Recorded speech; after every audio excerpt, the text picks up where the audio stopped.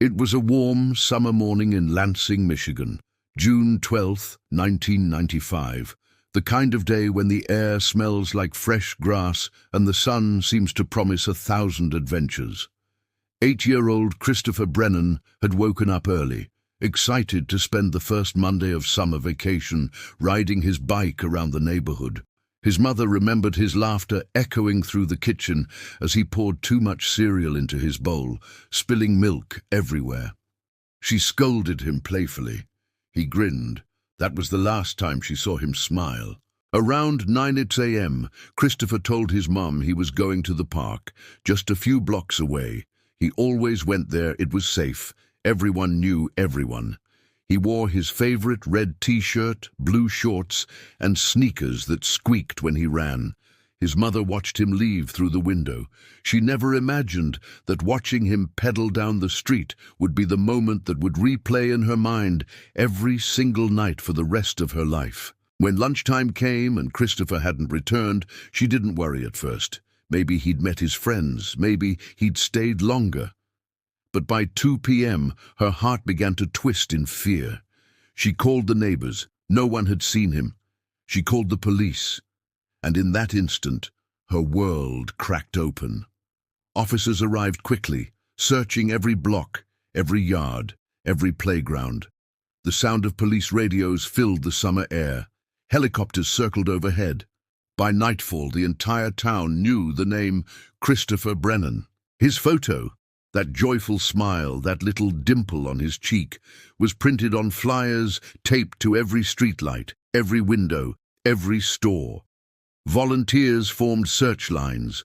People carried flashlights through the woods, calling his name again and again. "Christopher! Christopher!" Days turned into weeks, weeks into months. There were sightings, or what people thought were sightings, a boy at a gas station, a kid on a bus 2 towns away. Every time the phone rang, hope surged through the Brennan family's chest, only to shatter moments later. No trace, no clues, no answers. By winter, the posters had begun to fade, the ink running from rain and snow. The TV station stopped talking about it. But his mother never stopped waiting. She kept his room exactly the same, the baseball glove on the desk, the nightlight by the bed, the toy cars lined up in perfect order, waiting for hands that would never come back. Years later, when she was asked what she remembered most about that day, she said softly, "The silence. I kept calling his name, and the world just stayed quiet."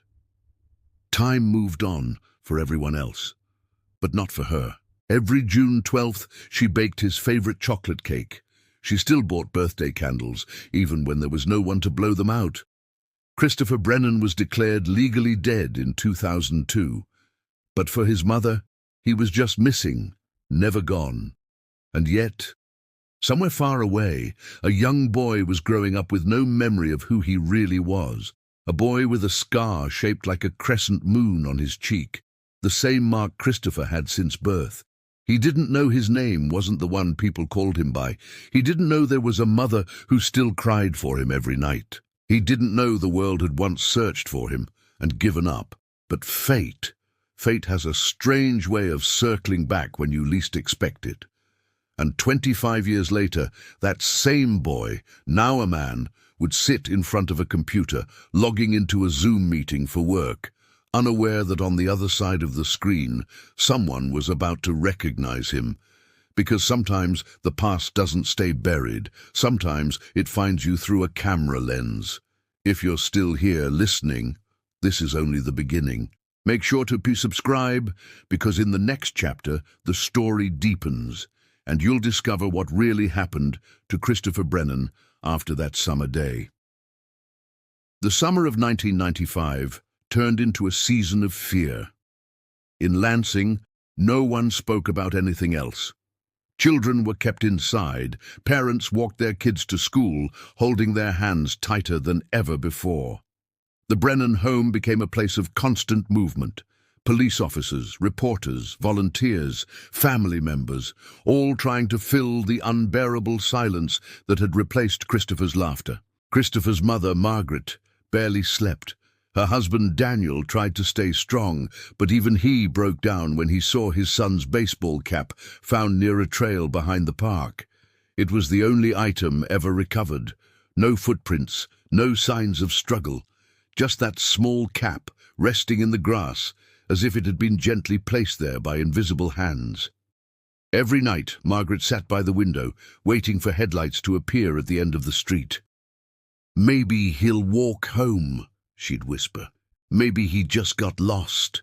But as days bled into weeks, hope began to rot into something heavier: guilt.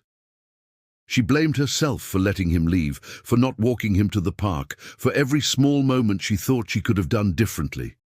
The sound of laughter from neighborhood kids became unbearable. She closed the curtains, shut herself inside, and turned her house into a shrine of memories. Daniel tried to keep their lives moving. He went to work, fixed things around the house, kept the bills paid, but grief eats in silence. He started drinking quietly, at first just to sleep. By the end of that year, he wasn't the same man. Christmas came. The snow covered the town like a blanket, hiding all traces of summer. In the Brennan home, there was one unopened box beneath the tree, a gift Christopher had asked for months before, a baseball glove, his first professional one. Margaret couldn't bring herself to open it. She kept it wrapped year after year. The investigation stretched across states. There were hundreds of leads: a van spotted near the park, a man seen talking to a boy, a report from a woman claiming she'd seen Christopher in another city.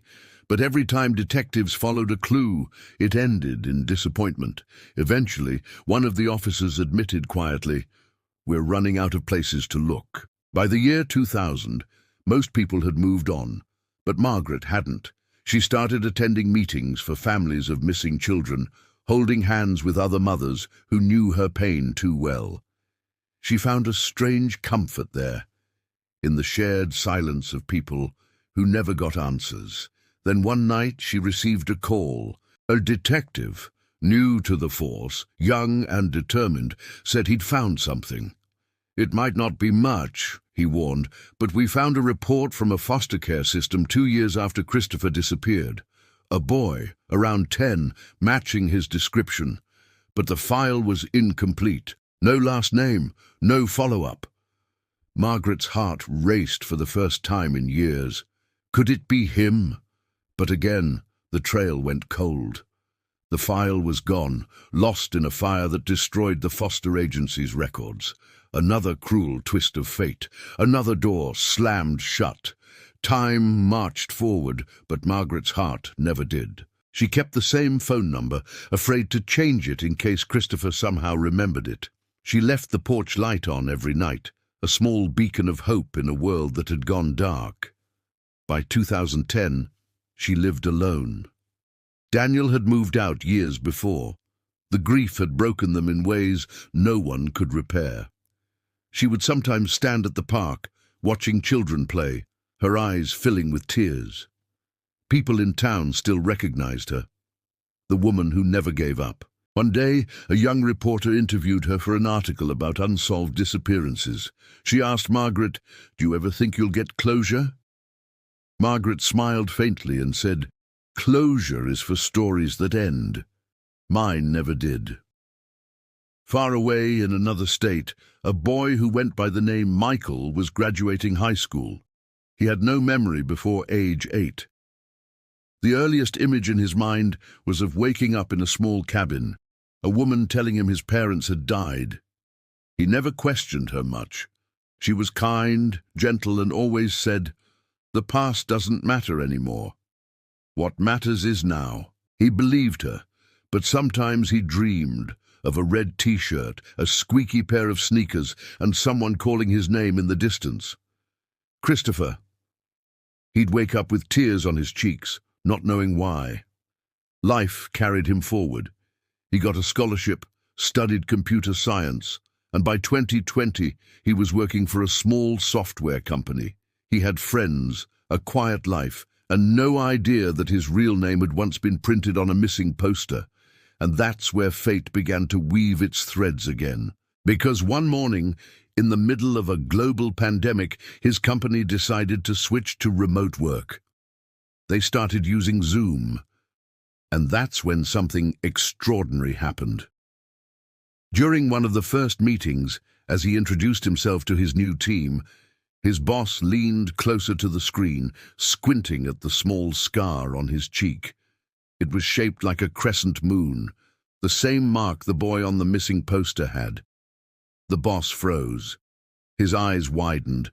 He didn't say a word during the rest of the meeting, but when the call ended, he couldn't shake the image from his mind. He searched online, and what he found made his heart stop.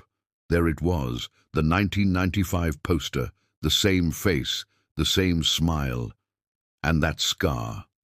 The past had just found its way through the internet. The night after that Zoom meeting, the boss couldn't sleep. His name was Richard Hall, a man in his 50s with a quiet voice and eyes that had seen too much loss. He sat alone in his home office, staring at his laptop screen, replaying the meeting over and over. Every time the young man's face appeared, his heart pounded harder. The resemblance was uncanny. The same chin, the same eyes, even the same way of smiling shyly when speaking. But it was that scar, the tiny crescent-shaped mark near his cheekbone, that convinced Richard he wasn't imagining things. He typed Christopher Brennan 1995 missing into the search bar. Within seconds, hundreds of results appeared. Old newspaper articles, blurred photos, interviews, TV segments. And there it was, the poster, the same boy, the same scar. Richard whispered to himself, "It can't be. It just can't." But something deep inside told him it was true. He leaned back in his chair, shaking his head. After all these years, he spent the rest of the night reading about the case, the searches, the heartbreak. He saw the mother's face, aged by grief, still holding her son's baseball glove in interviews. He saw the father, eyes sunken, speaking softly to reporters. And then he saw the line that made his throat tighten. Christopher Brennan was declared legally deceased in 2002. But if that was true, then who was the young man who had just joined his team? The next morning, when Richard logged into Zoom again, his hands trembled slightly. He couldn't take his eyes off the new employee's name, Michael Carter. It didn't fit, not with the face he'd seen on that old poster. After the meeting, he decided to send a message. "Hey Michael, great work today. Mind hopping on a quick one-on-one call?" Michael replied cheerfully, "Of course, sir. Give me 5 minutes." When his camera turned on, he smiled politely. "Hey, Mr. Hall, what's up?" Richard stared at him, unsure where to begin. He finally said, "I just wanted to ask, that scar on your cheek, how did you get it?" Michael blinked, surprised. "Oh, that? I'm not sure, actually. I've had it as long as I can remember. I don't know where it came from." Richard felt his pulse quicken. "You've had it since you were a kid?" "Yeah. My foster mum said I had an accident when I was little, but I don't really remember much before I was about 8. Everything before that is kind of a blur." Richard nodded slowly, his throat dry. "Do you know anything about where you came from before that?" Michael hesitated. "Not really. I was told my parents died in an accident, and I was placed in foster care, but I never found any documents about it. I guess it's better not to dig into the past, right?" He laughed lightly, but there was a sadness in it. Richard smiled softly. "Sometimes the past finds us anyway." Michael tilted his head, confused. "What do you mean?" "Nothing," Richard said quickly. "Forget I said that." But he couldn't forget, not after seeing those eyes. That evening, Richard contacted a friend, a retired police officer who had once worked in missing persons. He sent him the old photo and a recent screenshot from the meeting. The officer called him back an hour later. His voice was quiet, but firm. "Richard, that's him. I don't know how, but that's the Brennan boy." Richard leaned back, covering his mouth. "So what do I do?" Call the authorities. They'll need DNA confirmation, and someone should tell the mother. The mother. Margaret Brennan.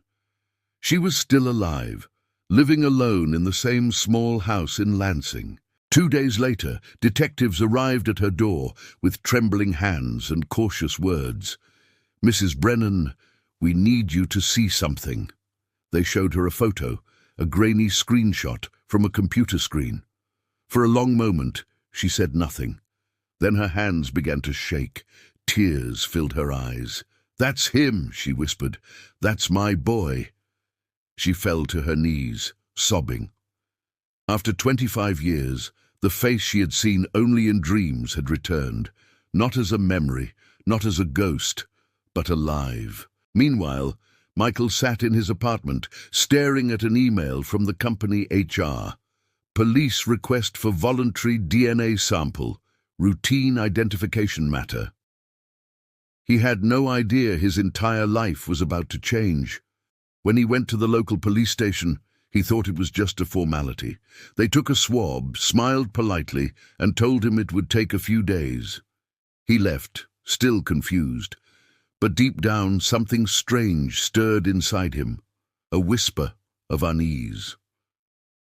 That night, he had another dream. He saw a park, a red t-shirt, a woman's voice calling, "Christopher, come home, sweetheart." He woke up drenched in sweat, clutching his sheets, his heart pounding. 3 days later, the call came. "Mr. Carter?" "Yes?" "This is Detective Lawrence. We have the results of your DNA test." "Okay." There was a long pause on the other end. "Your name isn't Michael Carter." Michael froze. "What?" "Your real name is Christopher Brennan." He didn't move, couldn't breathe. The world seemed to tilt sideways. I don't understand," he whispered. The detective continued gently. "You were reported missing in 1995. You were 8 years old. Your family has been searching for you ever since." Silence. Then Michael, or Christopher, whispered, "That's impossible." But deep down, something inside him broke open, a flood of half-buried memories.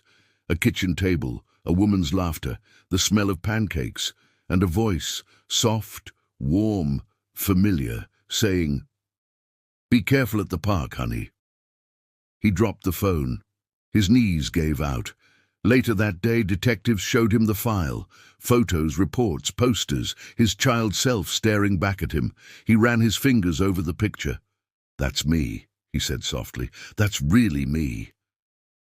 But one question burned inside him.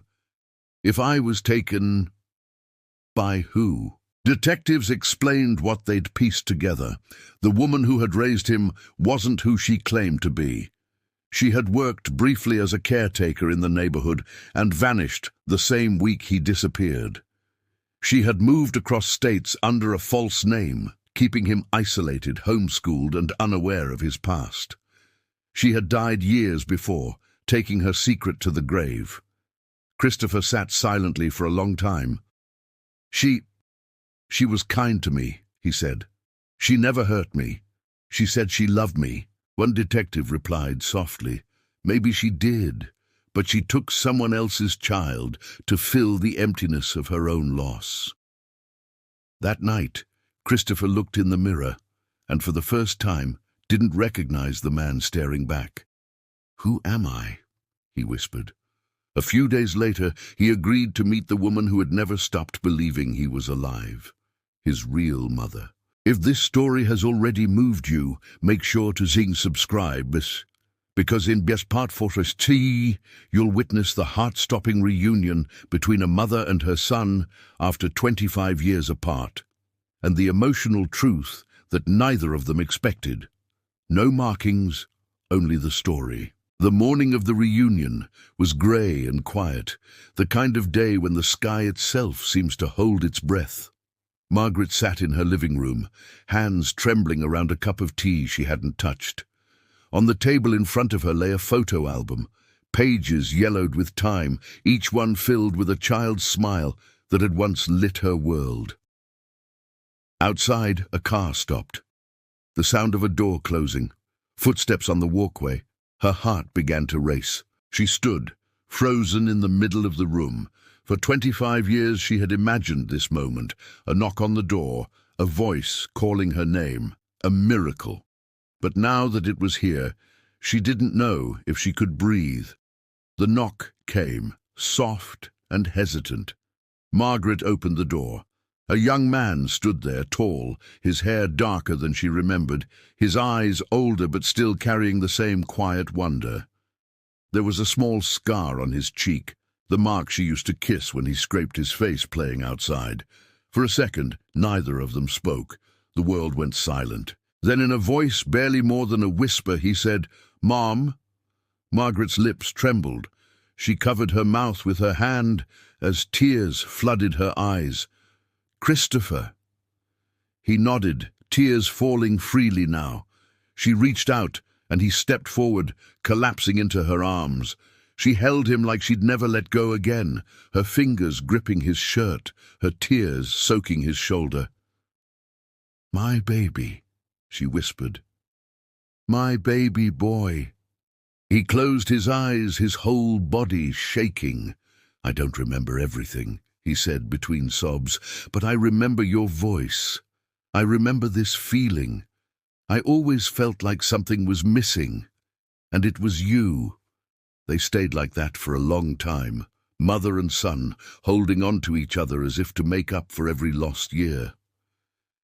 Neighbors gathered quietly on the sidewalk, watching through the fence, tears in their eyes. Even the officers who had accompanied him turned away to give them privacy. When they finally sat down, Margaret touched his face gently. "You look just like your father," she said softly. He smiled sadly. "I saw pictures of him. I'm sorry I wasn't here when he passed."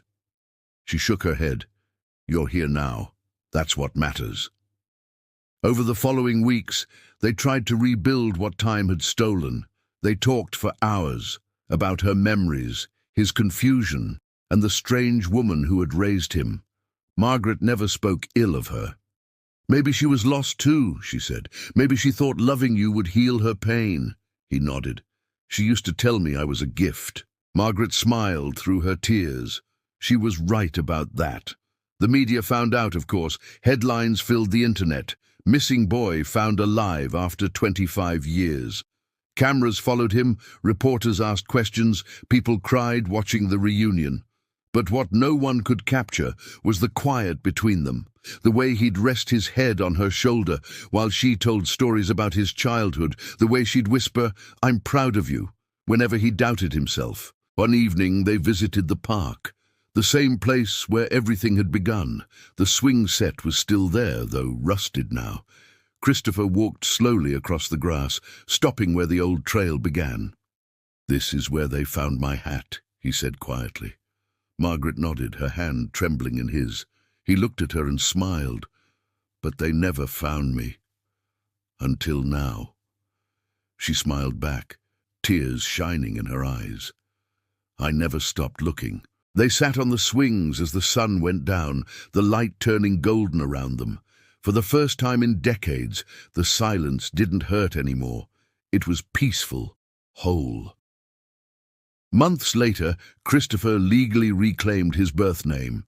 He started volunteering with organizations that helped find missing children, using his story to give hope to other families. "If it happened to me," he said in interviews, "it can happen for someone else too." Never stop believing. Margaret watched him speak on television one night, her heart full.